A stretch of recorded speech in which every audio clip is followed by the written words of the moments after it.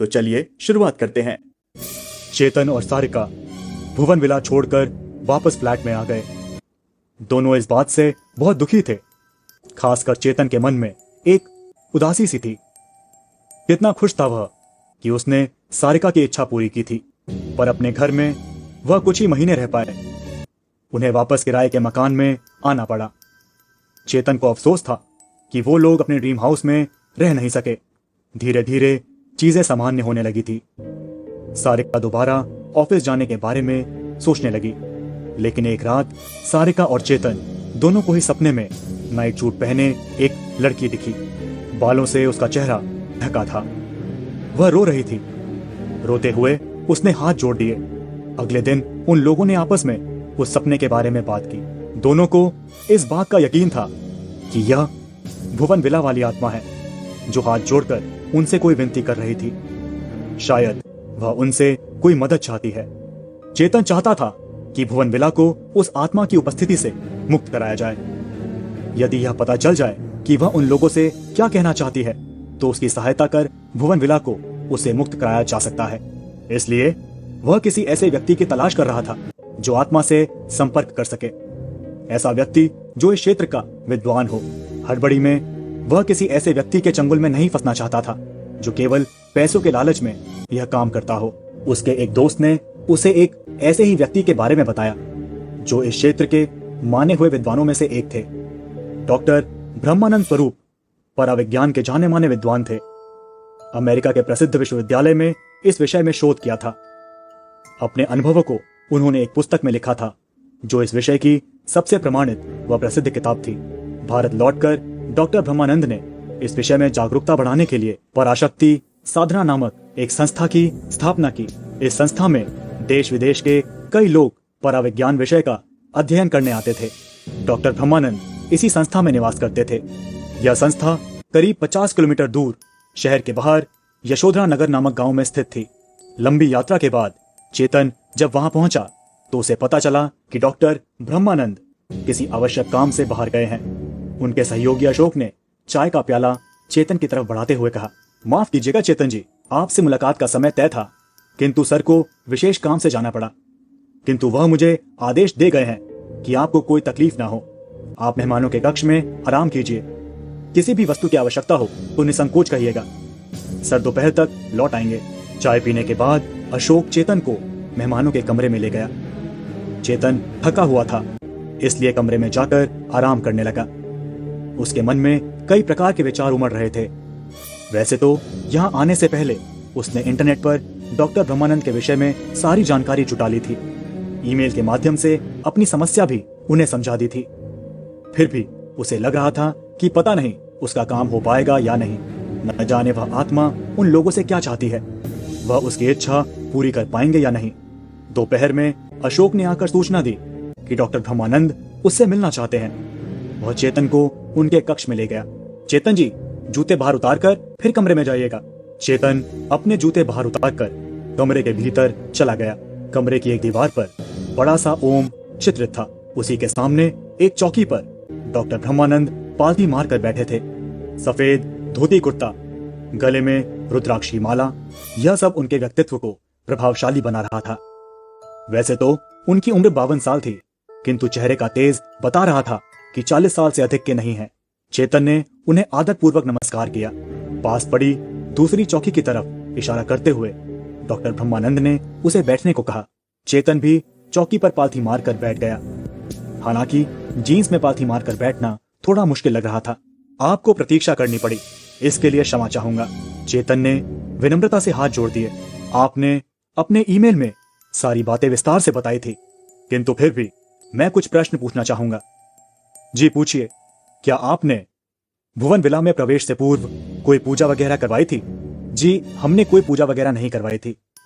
पहली बार घर के किस हिस्से में आपकी पत्नी को किसी के होने का एहसास हुआ? सर, हमारे बैकयार्ड में हरसिंगार का एक पेड़ है, वहीं पर पत्थर की एक बेंच है। सारिका, मेरी पत्नी को लिखने का शौक है। एक दिन फुर्सत मिलने पर वह अपनी नोटबुक लेकर उस बेंच पर जाकर बैठ गई, किंतु उसकी आंख लग गई।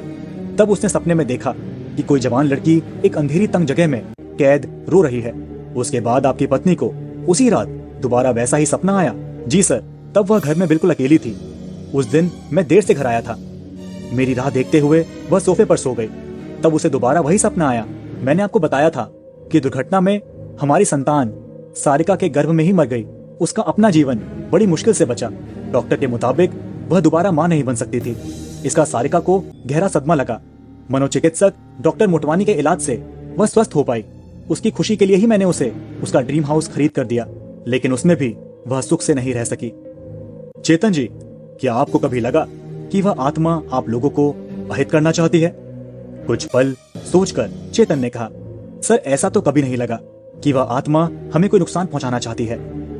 हर बार उसने केवल अपने होने का एहसास ही कराया है। शायद वह हमसे कुछ कहना चाहती है, लेकिन कह नहीं पा रही है। इसलिए मैं आपके पास आया हूं।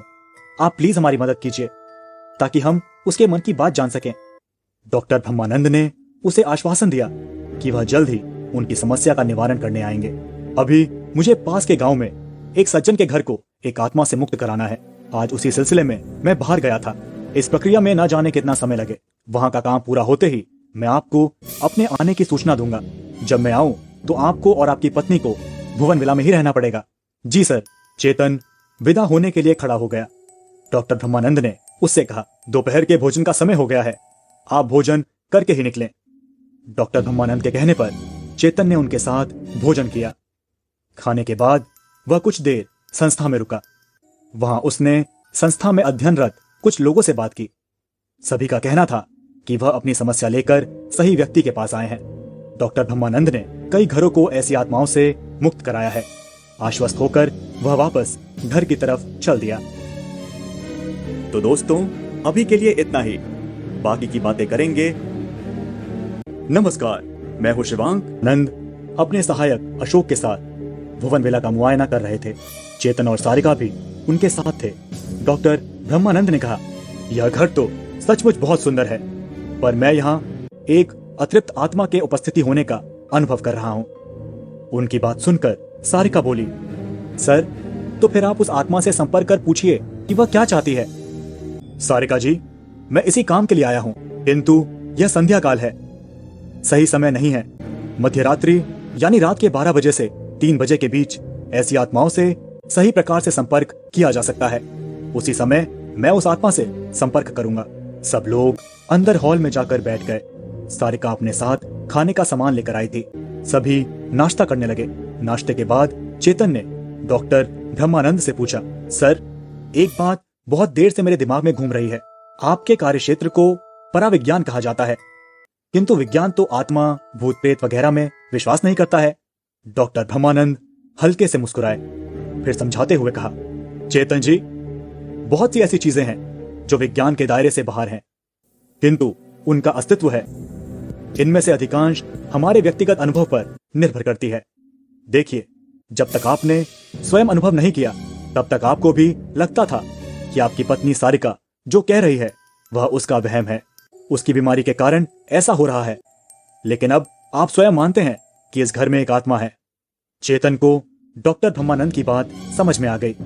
उनकी बात सुनकर सारिका कुछ सोचकर बोली, सर आत्मा का अस्तित्व है, यह तो हमने अनुभव किया है, पर यह आत्मा होती क्या है? डॉक्टर ब्रह्मानंद सारिका का प्रश्न सुनकर बोले, अच्छा प्रश्न किया आपने। दरअसल लोगों की इस विषय में जानकारी बहुत कम है। जो है वह भी पश्चिम की डरावनी फिल्मों से आधारित है। आत्मा क्या है समझने के लिए हमें हमारे प्राचीन ग्रंथों का सहारा लेना पड़ेगा। मैं आपको आत्मा के विषय में बताऊं, इससे पहले आप मेरे प्रश्न का उत्तर दीजिए। डॉक्टर ब्रह्मानंद की बात सुनकर सारिका कुछ उलझन में पड़ गई, पर संभल कर बोली, जी पूछिए। भौतिक विज्ञान में ऊर्जा, अंग्रेजी में एनर्जी क्या है? जी, एनर्जी का मतलब है वह शक्ति जो बदलाव को जन्म देती है, जो सभी वस्तुओं को गतिमान बनाती है। यह एक वस्तु से दूसरी वस्तु में जा सकती है, लेकिन इसे न तो पैदा कर सकते हैं और न इसे नष्ट कर सकते हैं। बहुत अच्छी तरह समझाया आपने। भगवत गीता में आत्मा की व्याख्या भी कुछ इसी प्रकार की गई है। आत्मा वह शक्ति है जो परमात्मा का अंश है। यह जन्म नहीं लेती है, ना ही किसी तरह से इसे नष्ट कर सकते हैं। आत्मा को कर्म करने के लिए माध्यम के रूप में शरीर की आवश्यकता होती है। यह शरीर कर्म के अनुसार किसी भी जीव जंतु, पक्षी या मनुष्य का हो सकता है। जब तक आत्मा अपने कर्मों के फल से पूरी तरह मुक्त नहीं हो जाती है, तब तक वह एक शरीर से दूसरे शरीर में प्रवेश करती रहती है। कर्मों का हिसाब चुकता हो जाने पर आत्मा परम गति को प्राप्त हो जाती है, अर्थात बार बार देह बदलने के उपक्रम से मुक्त होकर परमात्मा में लीन हो जाती है। चेतन और सारिका कुछ देर इन सब चीजों को समझने की कोशिश करते रहे। उसके बाद चेतन ने पूछा, इसका मतलब यह हुआ कि एक शरीर को नष्ट होने पर आत्मा दूसरे शरीर में चली जाती है, तो फिर ऐसा क्यों होता है कि कुछ आत्माएं भटक जाती हैं? वह क्यों नहीं दूसरा शरीर धारण करती हैं? डॉक्टर ब्रह्मानंद चेतन की बात का जवाब देने ही जा रहे थे, तभी उनके मोबाइल पर किसी का फोन आ गया। इस प्रश्न का उत्तर मेरे सहायक अशोक देंगे। डॉक्टर ब्रह्मानंद बाहर चले गए। अशोक चेतन के सवाल का जवाब देते हुए बोला, चेतन जी, आत्मा आसानी से एक जीवन से दूसरे में प्रवेश कर सके, इसके लिए ही मृत्यु के बाद कुछ संस्कार होते हैं, जिनमें पहला है मृतक की देह का दाह संस्कार। उसके पश्चात भी अन्य कई संस्कार होते हैं, किंतु कभी कभी जब मृतक के अंतिम संस्कार सही प्रकार से नहीं होते हैं तो आत्मा को मुक्ति नहीं मिलती है।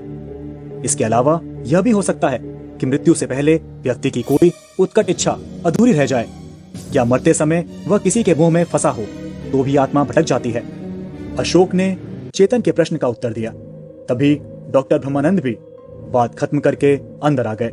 आशा है कि आपको संतोषजनक जवाब मिल गया होगा। मेरी सलाह है कि क्योंकि हमें रात में जागना है तो हम सब अभी आराम कर लें। डॉक्टर ब्रह्मानंद की बात मानकर सब आराम करने चले गए। तो दोस्तों, अभी के लिए इतना ही। आत्मा को कर्म करने के लिए माध्यम के रूप में शरीर की आवश्यकता के अनुसार किसी भी जीव जंतु, पक्षी या मनुष्य का हो सकता है। जब तक आत्मा अपने कर्मों के फल से पूरी तरह मुक्त नहीं हो जाती तब तक। तो हॉन्टेड सीरीज के तहत ये अगला एपिसोड था, और इस एपिसोड में हमने सुना कि चेतन और सारिका ने एक पैरानॉर्मल एक्टिविटीज़ के जो प्रखंड विद्वान थे परमानंद, डॉक्टर परमानंद से संपर्क किया, और डॉक्टर परमानंद उनके घर पे आए हैं, और उनको घर पे आते ही उनको उस विला में एक आत्मा के होने का पुष्टि हुआ है, एक आत्मा उनको महसूस हुआ है।